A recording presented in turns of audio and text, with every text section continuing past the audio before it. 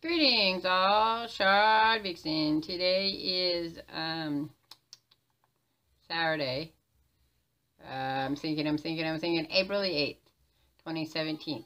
So I have we're going to talk about fibromyalgia, or fibo is what I call it. My fibo. I'm having a fibo attack. Oh. No, really. Sometimes it feels that way when I tell people I have fibromyalgia, and then they say, oh, yeah.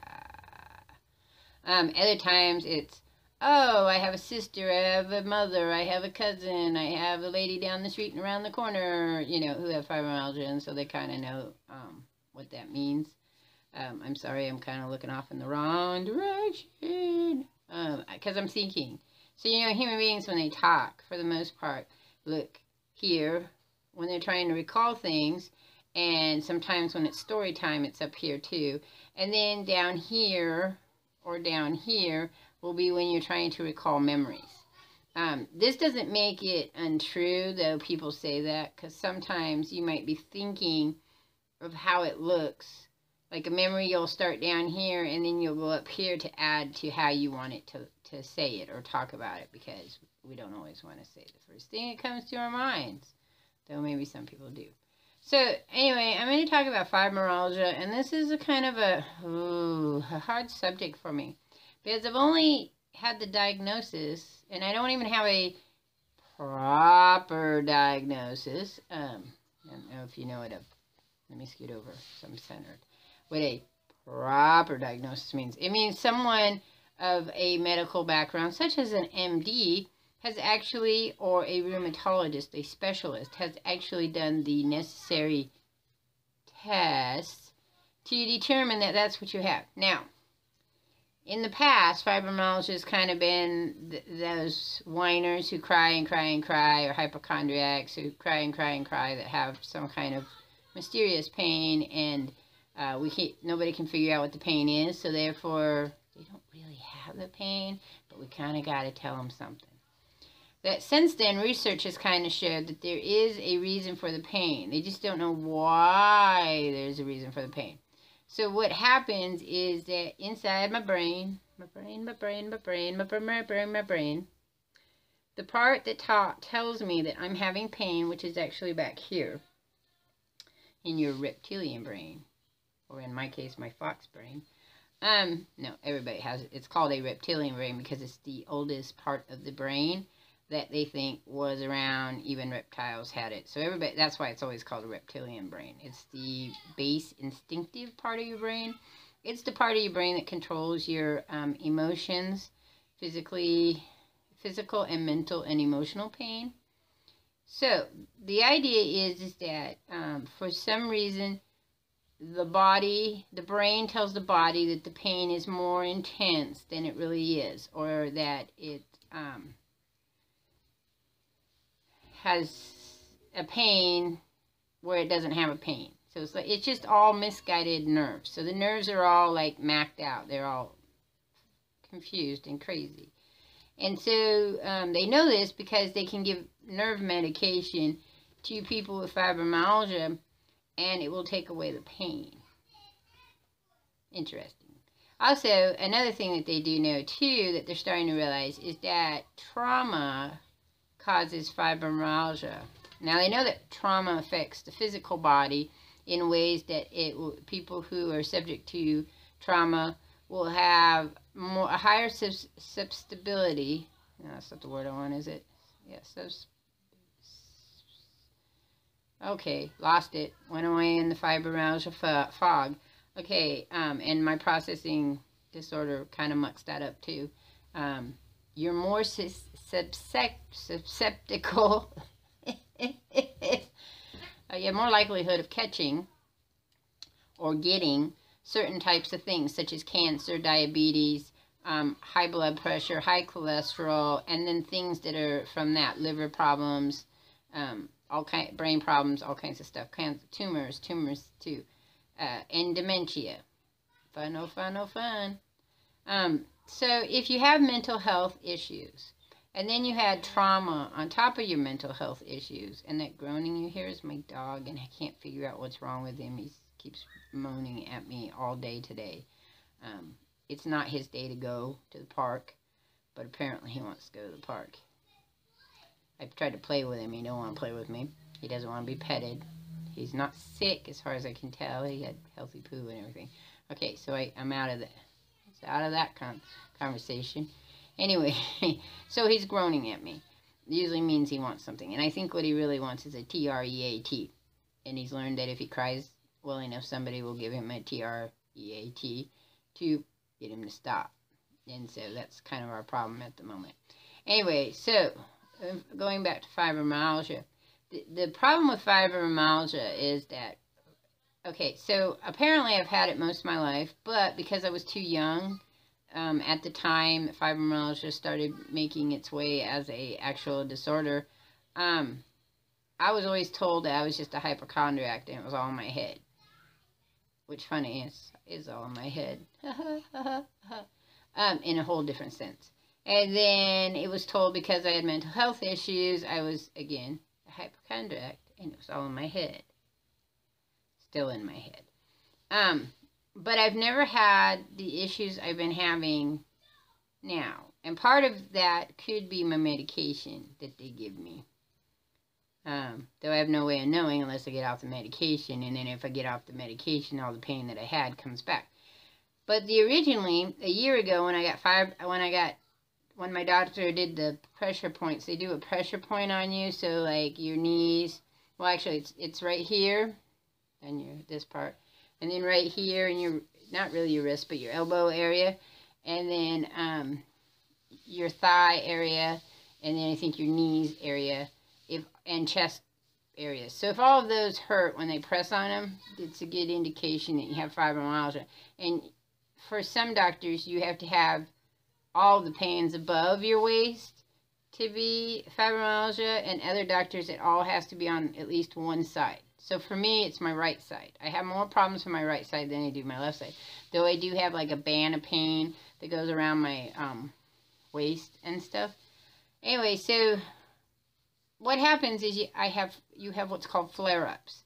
So for me, it used to be every Wednesday or Thursday I'd get really sick.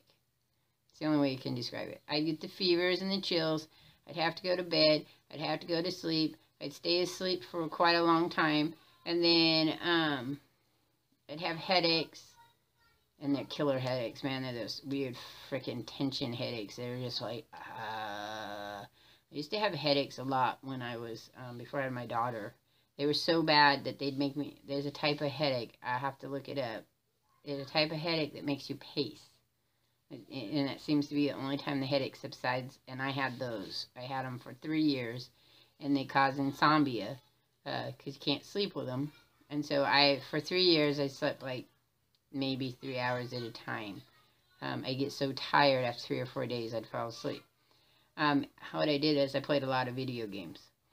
Earthworm Jim, if I remember right, was one of them that I played.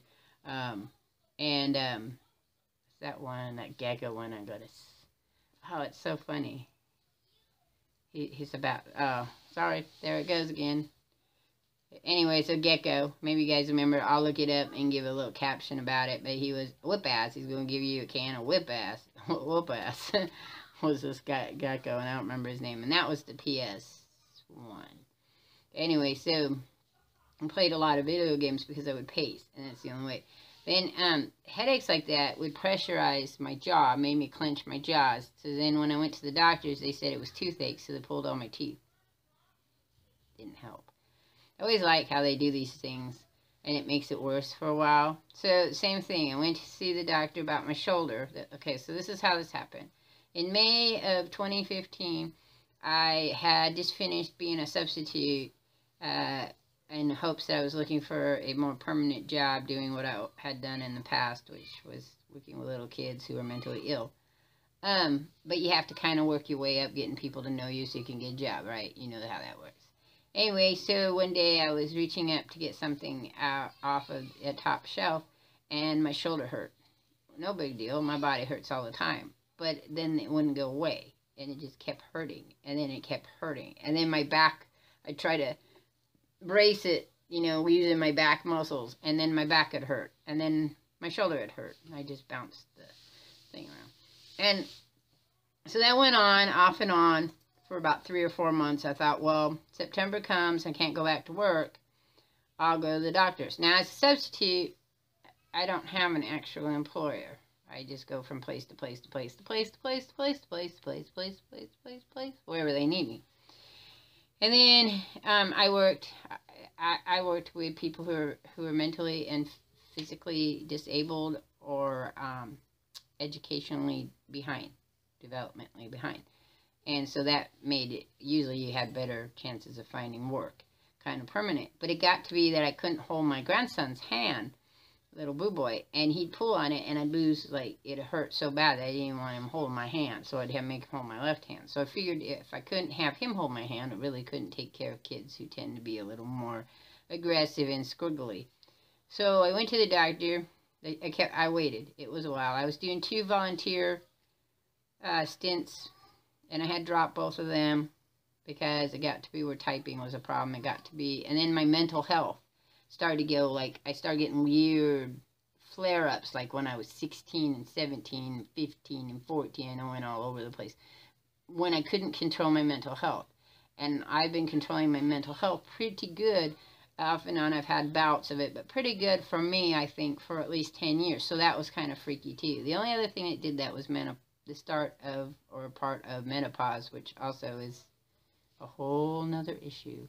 And so that was like being a teenager. Menopause is it just, I can see now. I mean, it was the only other time I've ever felt violently towards other people. Like I really wanted to hurt everybody and make them leave me alone. And grab a backpack and go sit on top of the hill and just cry out my pain.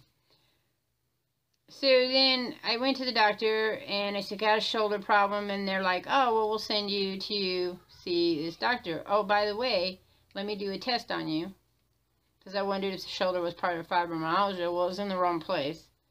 And they did test, and the doctor says, oh, you have fibromyalgia. Let's give you this medication. Ooh, that was bad. Bad medication. It was an antidepressant, which is a way of kind of figuring out if it's like your depression and your anxiety that's causing you to have these feelings, or if it's actually, because anxiety now, the researchers have seen, has a big play. Stress, anxiety has a big play in fibromyalgia flare-ups. So I was like, well, okay. Made me want to kill myself. I haven't wanted to kill myself a very long time. So that was like, oh, well, that's not good. So I went to see it. I started seeing a therapist again, and got off that medication really quick, like so quick, like you wouldn't believe quick. At least for a month, but it was bad. And then I'm only taking one medication, which is really unheard of. Most people on fibromyalgia can take up to 13 types of medication, including some really heavy pain meds, because they have like restless leg syndrome. They have tingling. I get these things where it feels like I'm being stung all over, and then I get bad case of itchies. Like I want to take something and just rip my skin off because it itches so bad, which is a nerve thing. Again, the brain is producing the wrong kind. The brain, I'm not allowed to call myself crazy, which I call myself crazy all the time. The brain is giving the wrong information. Now, it might also be compounded, and this is my theory, and I get to make theories. Anybody can make a theory. It's just an educated guess. I'm going to get there. A theory is an educated guess, in which you have information you might possibly be able to back that up with. And eventually you probably do a survey or a study or research or something like that to back it up. Okay, so I have a theory that it's possible that a mixture of sensory anxiety issues could be causing the fibromyalgia. Now the issue being that it could also be, they think it's trauma. And I think I read someplace, and don't quote me on this because I can't find the research article at the moment, but I think I read someplace that sometimes when you have too much stress in your life. Like if you're in situations of extreme trauma where your brain is always triggering for adrenaline rushes. So it's pushing adrenaline, and panic and anxiety does that. So it pushes the adrenaline through your body to keep you on alert. And then that state of alert leaves residue in your nerves, like it coats your nerves, so that the nerves have a harder time receiving and responding to stimuli. So I think that might also be what's going on.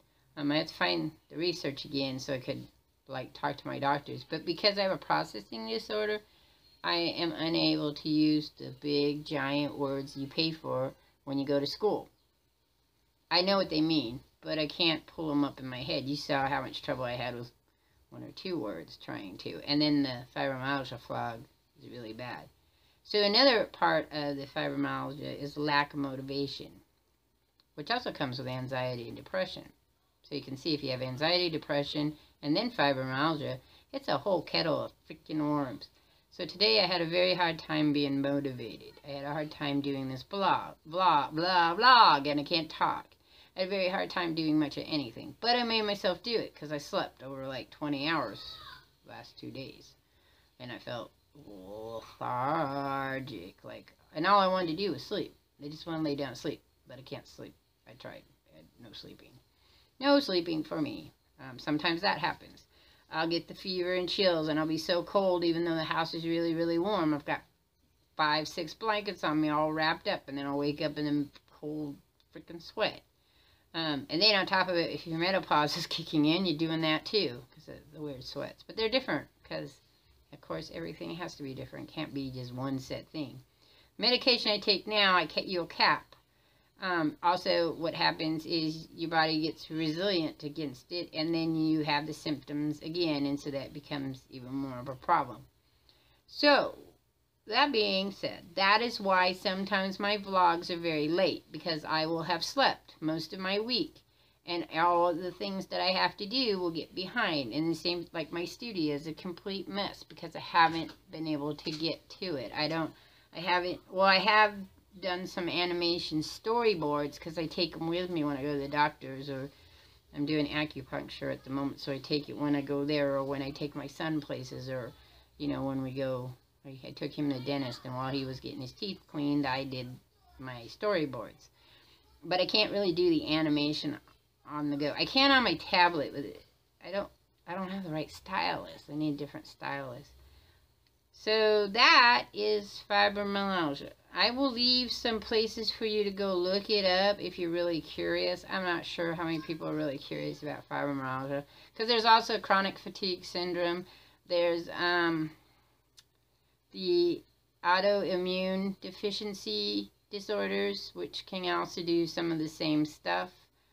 But you can have blood work done to find that. I have very high inflammation issues in my body, which is really common for fibromyalgia. I'm not sure where that comes from.